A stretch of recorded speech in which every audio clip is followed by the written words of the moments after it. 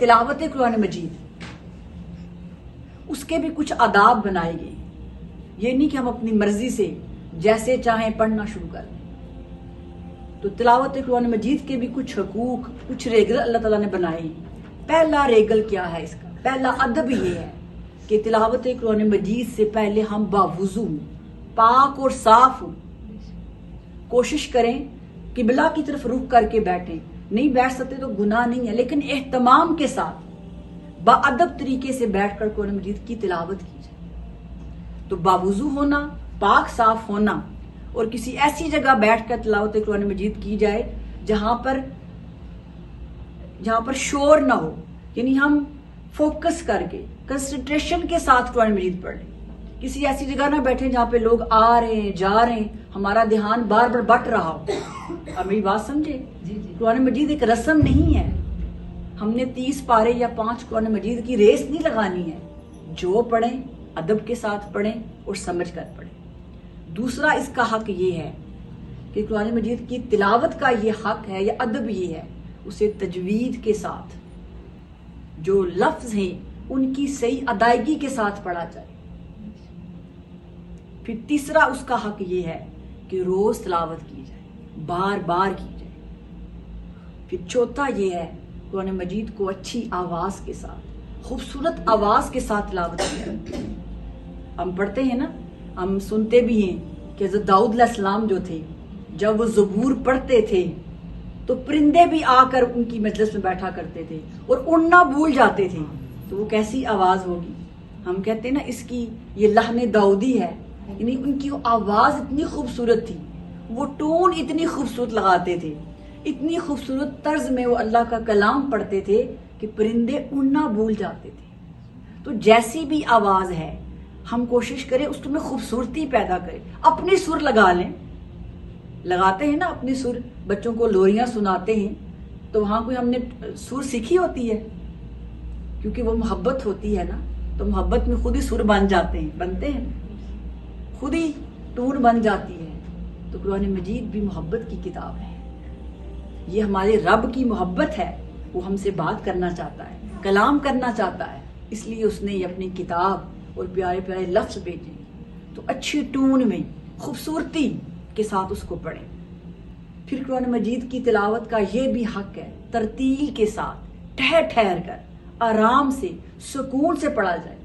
یہ نہیں کہ آدھا لفظ منہ میں ہو تو آگے شروع، جیسے ہم تلاوت کرتے ہیں سانس بھی کھینچنا غلط ہوتا ہے کہ ہم ریس لگائی ہوتی ہے ہم نے کہ ہم کچھ لفظ پڑھ آدھے کھا جاتے ہیں، کیونکہ ہمیں ہوتا ہے کہ ہم نے اس رمضان میں اتنے قرآن پاک ختم کرتے ہیں. اتنا جلدی بھی نہ پڑھیں کہ لفظ کی ادائیگی نہ ہو.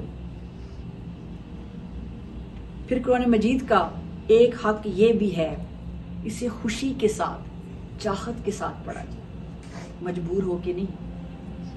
صحیح بخاری کے حدیث مبارکہ ہے، حضرت جندب بن عبداللہ روایت کرتے ہیں کہ آقا کریم صلی اللہ علیہ وسلم نے فرمایا قرآن مجید کو اس وقت تک پڑھو جب تک تمہارا دل چاہتا ہو.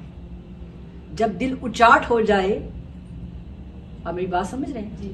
اس وقت تک پڑھو جب تک تمہارا دل چاہتا ہے. جب دل بھر جائے، دل اچاٹ ہو جائے تو قرآن مجید کی تلاوت بند کر دو. کیا مطلب؟ کوئی مجبوری نہیں ہے. یہ تو ساری بات محبت کی ہے اور محبت مجبور نہیں کرتی ہے. تو قرآن مجید کا یہ حق ہے کہ اسے خوشی کے ساتھ، چاہت کے ساتھ، محبت کے ساتھ پڑھا جائے. ارے لوگوں، یہ تو رب کریم کا خط ہے، اس نے خط بھیجا ہے ہمیں. جیسے اب تو موبائل کا دور آ گیا ہے نا، آج سے 20-25 سال پہلے خط آیا جایا کرتے تھے نا. اور آپ میں سے بہت سے لوگ جانتے ہو ہم پردیس میں رہتے ہیں. جب پردیس میں سے کسی خط پاکستان جاتا ہوگا تو ماں جو ہوتی ہے اس خط کو کتنی بار چومتی تھی. پڑھنا بھی نہ آتا ہوگا، کسی سے پڑھواتے تھے اور پھر اس خط کو سنبھال کے رکھتے تھے، بار بار چومتے تھے، میرے بیٹے اور میری بیٹی کا خط آیا ہے. اسی طرح قرآن مجید بھی اللہ رب العزت کا وہ خط ہے جس میں اس نے اپنے محبت برے انداز کو بیان کیا ہے کہ میرے بندو، میں تم سے نہیں محبت کرتا ہوں جتنی کائنات میں کوئی بھی نہیں کرتا ہے. اس نے اپنی محبت کے انداز بتائے. اللہ تعالیٰ کو کبھی یہ اچھا نہیں لگتا کہ اس کا بندہ دوزخ کی آگ میں جلے. تو دوزخ سی آگ سے بچانے کے لیے، ہماری رہنمائی کے لیے، ہماری بہتری کے لیے اس نے خط بھیجا ہے. پھر ڈیپینڈ کرے گا نا ہمارا تعلق کتنا ہے، ہمارے ہاں اس خط کی کتنی اہمیت ہے. ہم تعظیم کرتے ہیں، اسے چوم کے اچھے غلافوں میں سجا کے اونچائی پہ رکھتے ہیں. ٹھیک ہے اس کی تعظیم ہے، لیکن کیا کبھی اس کی تعلیمات کا ہم نے ادب کیا ہے؟ کبھی سوچا ہے کیا صرف یہ غلافوں میں بند رکھنے کی ہے کتاب ہے؟ یہ تو ہماری اصلاح کے لیے ہے. اور تلاوت قرآن مجید کا 7واں حق یہ ہے اسے حفظ کیا جائے. اگر سارا نہیں کر سکتے، کچھ نہ کچھ حصہ ضرور ہمیں قرآن مجید کا حفظ ہونا چاہیے، زبانی یاد ہونا چاہیے. کوشش کریں اس رمضان مبارک میں کوئی ایک سورہ مبارکہ، بلکہ ہم یہ کوشش کر سکتے ہیں جو آخری 10 سورہ مبارکہ ہم یہاں پر جس کا ہم ترجمہ و تفسیر ہم کریں گے، ہم یہ کوشش کریں اس پورے رمضان میں ہم یہ حفظ کر لیں.